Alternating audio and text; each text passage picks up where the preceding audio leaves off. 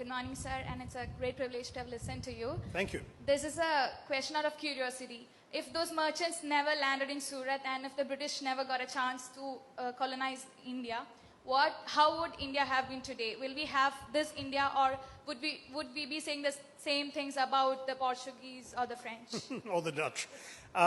There was a scramble for overseas territories from European powers, and the argument that many make is that we were lucky, and that we were going to get colonized anyway because we're relatively militarily weak and divided, and so a European power would have established itself, as the Dutch did in Indonesia, the Portuguese did in Mozambique and Goa, the Belgians did in Congo, and so on. So if it wasn't the British, it would have been worse.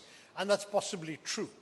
But if you're going to ask me to go into counterfactual hypotheticals, it would be that the hypothetical would be, what if India had never been colonized?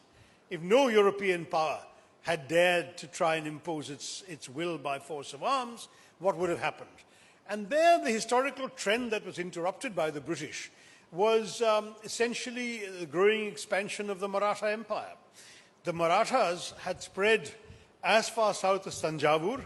As you know, sambar was invented in Tanjavur because the Maratha ruler there, Sambhaji, was missing his dal, and so they had to invent something that would please his palate, and they actually therefore created, using ingredients that didn't exist in Maharashtra, like tamarind and the local dals and spices, they created sambar and named it for Sambhaji.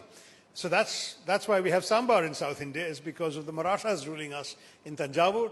And they reached as far as Delhi, where the Mughal emperor was little more than a hostage of the Marathas. And though he ruled in name as Mughal emperor and firmans were issued under his seal, it was the Marathas who were telling him what to do. They went as far east as Calcutta, where they were only stopped by the Maratha ditch dug by the British. And of course, the West was already theirs. So despite the major setback at the Third Battle of Panipat in 1761, when Ahmed Shah Abdali defeated the Marathas, Abdali had no desire to stay and rule India. He conquered them, killed a few people, looted a lot, stole every precious stone he could lay his hands on, and went back to Afghanistan. If after that any Indian power had to consolidate, it would have been the Marathas.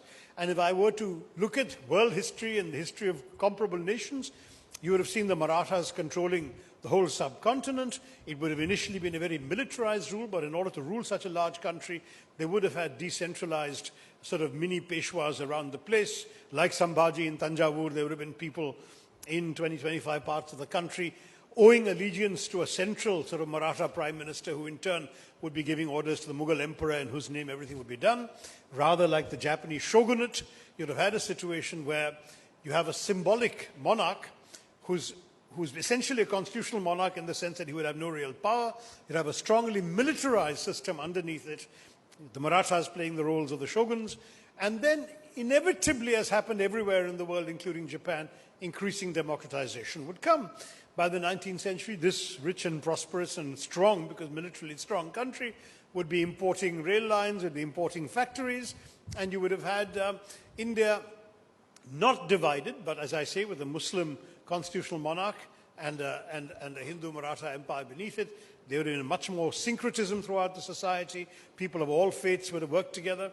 Shivaji, the great Maratha king, famously said to his soldiers that if you ever, after a battle, come across a Quran, you will treat it with respect until you can find a Muslim to give it to. That was his order to his troops. And that kind of situation would have developed throughout the country. And I think India would have been a great constitutional democracy on the sort of Japanese model, if you like, by the middle of the 20th century. So that's my counterfactual hypothetical. Maybe it wouldn't have happened, but we know it didn't happen because instead we got the era of darkness. Thank you all very much. Jai Hind. And have a wonderful festival. You've got 4 great days ahead.